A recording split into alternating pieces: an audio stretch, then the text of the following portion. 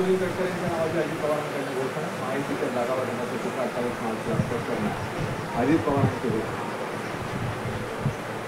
बारामती लोकसभेची जागा अजित पवार गटच लढणार, पुण्यातल्या राष्ट्रवादीच्या बैठकीत करा तर महादेव जानकरांना पाठिंबा ही सगळं अफवा, अजित पवारांची प्रतिक्रिया.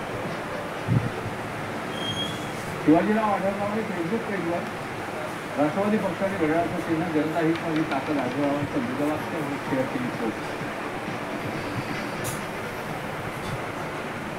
मुख्यमंत्री एकनाथ शिंदे उद्या नागपूर आणि रामटेक मतदारसंघाच्या उमेदवारांचे अर्ज भरण्यासाठी जाणार. राजू पारवे हे रामटेक मतदारसंघाचा अर्ज दाखल करतात.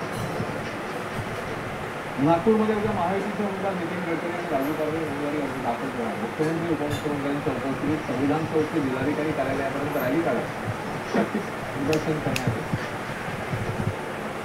विजय शिवतारेंना अर्ज भरताना काढून समजावून नाही ऐकला तर त्यांचा आमदार संबंध संपला. शिवसेनेचे प्रवक्ते संजय शिरसाट यांचं मोठं वक्तव्य.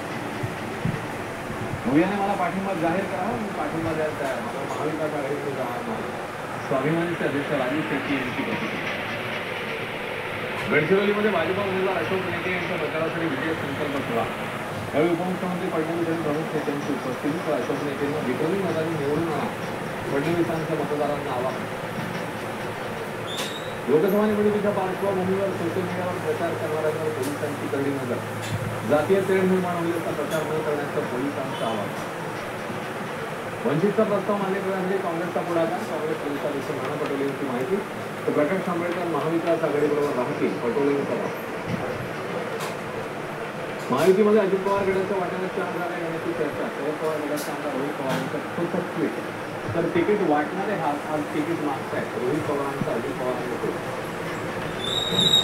जळगावच्या रावेर मतदारसंघाचा उमेदवारी जाहीर झाल्यावर गावोगावी चांगल्या प्रतिसाद. महायुतीच्या उमेदवार रक्षा करतेची माहिती.